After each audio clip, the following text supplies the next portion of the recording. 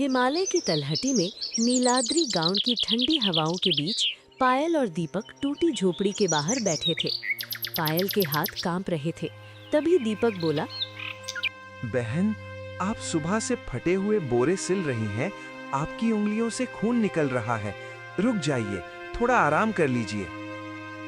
कैसे रुक जाऊं दीपक भाई? अगर ये बोरे आज सिलकर तैयार नहीं हुए तो शाम को हमें अनाज का एक दाना भी नसीब नहीं होगा। आज फिर घर का डिब्बा खाली है। दादी की खांसी रात भर रुकती नहीं और हकीम जी ने साफ कह दिया है कि बिना कीमती जड़ी बूटियों और पौष्टिक भोजन के उनकी सांसें कभी भी थम सकती हैं।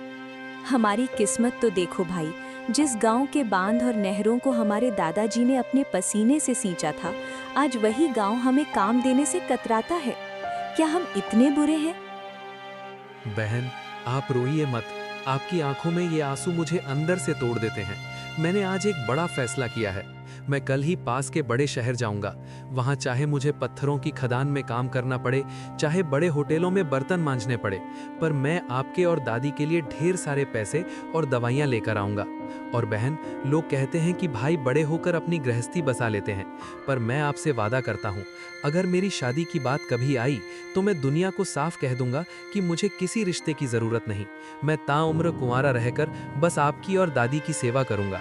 आप ही मेरी माँ हो और आप ही मेरी दुनिया। नहीं मेरे प्यारे भाई, दादी का सपना है कि तू पढ़ लिख कर एक बड़ा और इज्जतदार आदमी बने, पर फिलहाल तो हमारे पास खुद के लिए रोटी नहीं है तो गजराज का पेट कैसे भरेंगे? बेचारा 3 दिनों से सिर्फ सूखी घास और पानी पर जिंदा है। उसकी आंखों में देखते ही मेरा कलेजा फटने लगता है।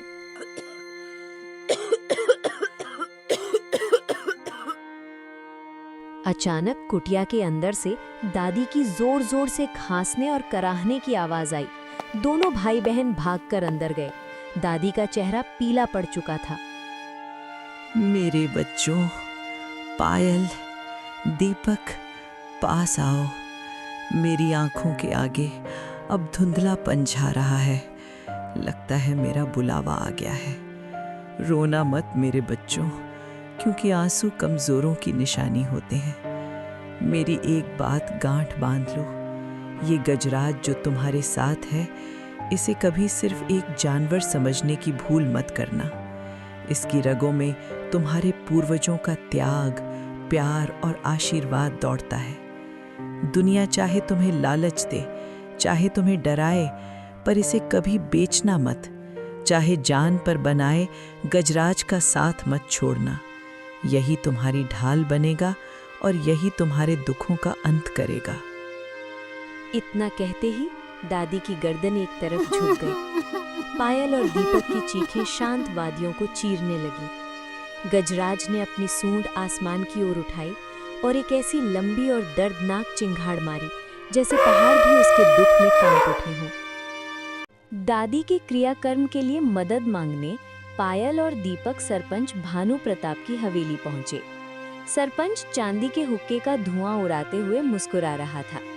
पायल भानु प्रताप से हाथ जोड़कर बोली, सरपंच जी, न्याय कीजिए। हमारी दादी हमें छोड़कर चली गई। उनके अंतिम संस्कार के लिए और घर की सूखे चूल्हे को जलाने के लिए हमें कुछ रुपयों की सख्त ज़रूरत है। आप तो गांव के मुखिया हैं, हम पर दया कीजिए। हमें अपने खेतों में मजदूरी दे दीजिए। हम कसम खाते हैं कि हम दोनों भाई बहन मिलकर 4 लोगों के बराबर काम करेंगे। बस हमें खाली हाथ ना मोड़िए। मजदूरी? अरे ओ लड़की, तू पागल तो नहीं हो गई? ये आसमान देख रही है? महीनों से सूखा पड़ा है। मेरी खुद की फसलें खेतों में जलकर राख हो रही है और तुम मुझसे खैरात मांग रही है। और ऊपर से तुम अनाथों ने ये विशालकाय हाथी पाल रखा है। तुझे पता भी है ये एक दिन में जितना अनाज डकार जाता है उतने में मेरा पूरा कुनबा शाही दावत कर ले। अगर तुझे सच में पैसे चाहिए तो अक्ल से काम ले। इस हाथी को शहर के कसाई को बेच दे। वो इसके दांतों और खाल के बदले तुझे इतनी चांदी दे देगा कि तेरी 7 पुश्तें बैठकर खाएंगी। सरपंच जी, अपनी जुबान को लगाम दीजिए। गजराज हमारा परिवार है, हमारे दादाजी की आखिरी निशानी है। वो कोई बाजार में बिकने वाला सामान नहीं है। हम खुद भूखे रहकर अपनी जान दे देंगे, पर गजराज को कसाई के हाथों बेचना तो दूर, उसे आंच भी नहीं आने देंगे।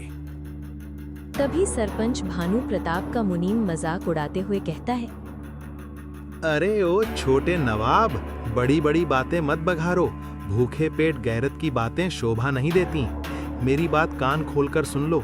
कल शाम तक अगर तुमने मेरी हवेली के पीछे वाली वो सरकारी जमीन खाली नहीं की जहां तुम्हारी टूटी झोपड़ी खड़ी है, तो मैं पुलिस बुलाकर तुम्हारे हाथी को सरकारी संपत्ति घोषित कर जब्त करवा लूंगा। वैसे भी तुम जैसे आवारा और बदकिस्मत बच्चों का इस शरीफों के गांव में रहना ठीक नहीं है। पता नहीं रात के अंधेरे में तुम दोनों क्या गुल खिलाते हो। पायल और दीपक अपमान का घूंट पीकर वापस अपनी अंधेरी कुटिया में लौट आए। दीपक भूख के मारे जमीन पर निढाल होकर लेटा था। बहन, पेट में आग लगी है। ऐसा लग रहा है जैसे हजारों बिच्छू डंक मार रहे हों। क्या सच में हम कल सुबह का सूरज देख पाएंगे, या फिर भूख से तड़प तड़प कर यहीं दम तोड़ देंगे? बहन, क्या मरना ही बेहतर नहीं है? कम से कम मौत के बाद हम दादी के पास तो चले जाएंगे, वहां तो कोई हमें दुत्कारेगा नहीं। नहीं मेरे भाई, हार मत मान। देख, गजराज भी 7 दिनों से भूखा है। उसने एक बार भी खाने के लिए शोर नहीं मचाया। वो अपनी नम आंखों से हमें देख रहा है, जैसे वो हमारा दुख समझ रहा हो। दादी ने कहा था कि वो हमारी रक्षा करेगा। हमें उस पर और ईश्वर पर भरोसा रखना होगा। तभी अचानक आधी रात को सन्नाटा टूट गया। गजराज के पूरे शरीर से एक अलौकिक नीली रोशनी निकलने लगी। उसकी आंखें 2 जलते हुए सूरज की तरह चमकने लगी। पायल और दीपक डरकर पीछे हट गए। पायल, दीपक, मेरे बच्चों, डरो मत। मैं तुम्हारी दादी की अटूट ममता और तुम्हारे दादा के त्याग का स्वरूप हूँ। इतने दिनों तक तुमने खुद भूखे रहकर, अपमान सहकर भी मेरा साथ नहीं छोड़ा, अपनी वफादारी नहीं बेची। आज तुम्हारी परीक्षा पूरी हुई और अब तुम्हारे सुखों का समय शुरू होता है। गजराज ने अपनी सूंड जोर से जमीन पर पटकी। अचानक पूरी धरती कांपने लगी। मिट्टी की दीवारें गिरकर चंदन के खंभों में बदलने लगी। टपकती छत सोने की नक्काशीदार छत बन गई। आंगन में जो टूटे हुए मिट्टी के घड़े पड़े थे, वे अचानक छलकने लगे और शुद्ध सोने की मोहरों व कीमती रत्नों से भर गए। तभी दीपक हैरान होकर बोलता है, बहन, क्या ये सच है? क्या मैं कोई सपना तो नहीं देख रहा? ये सोना, ये हीरे और ये इतना बड़ा राजमहल। बहन देखो, गजराज बोल रहा है। ये कोई सपना नहीं भाई, ये दादी का आशीर्वाद है। गजराज, आपने हमें जीवन दान दे दिया, हमारे दुखों का अंत कर दिया। ये तो बस एक शुरुआत है मेरे बच्चों। अब जाओ, अंदर राजसी थाल में दिव्य भोजन तैयार है, उसे ग्रहण करो। कल से तुम इस पूरे इलाके के सबसे वैभवशाली व्यक्ति होगे।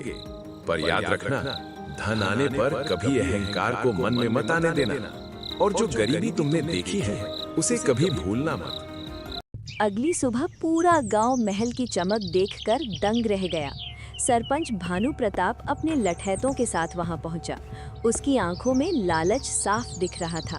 सरपंच भानु प्रताप चिल्लाते हुए बोला, पायल, दीपक, बाहर निकलो। तुम दोनों ने जरूर इस गांव की जमीन के नीचे दबा हुआ कोई प्राचीन खजाना चोरी किया है। ये सब सरकार की संपत्ति है और इस गांव का मुखिया होने के नाते ये सब मेरा है। मुनीम, जल्दी करो, इस जादुई हाथी को मोटे लोहे के रस्सों से बांधो। ये आज से मेरी हवेली की शोभा बढ़ाएगा और मुझे और भी धन देगा। जैसे ही सरपंच के आदमी जंजीरें लेकर आगे बढ़े, गजराज ने अपनी सूंड हवा में लहराई। अचानक आसमान में काली घटाएं छा गईं और एक भीषण बिजली कड़की। सरपंच के चारों ओर आग का एक चक्र बन गया। तभी गजराज गुस्से में बोला, भानु प्रताप, रुक जा। तूने इन मासूम बच्चों को आवारा कहा था। तूने इन्हें भूखा मरने के लिए छोड़ दिया था और इनके घर को गिराने की धमकी दी थी। आज तेरा पाप का घड़ा भर चुका है। तेरी मौत तेरे सामने खड़ी है। अगर अपनी जान की सलामती चाहता है तो अभी के अभी इनके चरणों में गिरकर अपने पापों का प्रायश्चित कर, वरना ये आग तुझे राख बना देगी। सरपंच का सारा घमंड मिट्टी में मिल गया। वो थर थर कांपने लगा और भागकर पायल के पैरों में गिर पड़ा। सरपंच गिड़गिड़ाते हुए बोला, बेटी, मुझे माफ कर दे। मैं लालच में अंधा हो गया था। मैं राक्षस बन गया था। ये सब धन दौलत तेरी है। मुझे बस जान बख्श दे। मैं कसम खाता हूँ कि मैं अपनी सारी संपत्ति गरीबों के नाम कर दूंगा। सरपंच जी उठिए, हम आप जैसे प्रतिशोधी नहीं हैं। हम चाहते हैं कि इस गांव में प्यार रहे। आप जा सकते हैं, पर याद रखिएगा, अब इस नीलाद्री गांव में कोई भी बच्चा या जानवर भूखा नहीं सोएगा। कुछ दिनों बाद मुनीम महल के द्वार पर आया। वो बहुत लाचार और फटा हाल लग रहा था।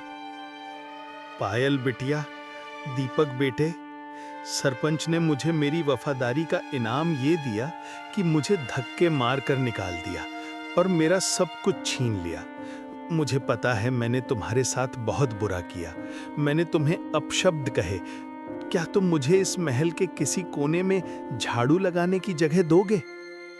मुनीम जी, आप गलत नहीं थे। आप तो बस एक बुरे इंसान के गुलाम थे। हमारे महल के दरवाजे किसी के लिए बंद नहीं है। आप झाड़ू नहीं लगाएंगे, बल्कि आप हमारे मुख्य मुनीम बनेंगे और इस गांव के विकास और दान पुण्य का हिसाब रखेंगे। हमें आप जैसे अनुभवी व्यक्ति की जरूरत है। मुनीम की आंखों से पश्चाताप के आंसू बह निकले। गजराज आज भी उस महल के द्वार पर गर्व से खड़ा रहता है और जो भी वहां सच्ची श्रद्धा से आता है, उसकी झोली खुशियों से भर जाती है। पायल और दीपक ने ताउम्र शादी नहीं की और अपना पूरा जीवन जन कल्याण में समर्पित कर दिया।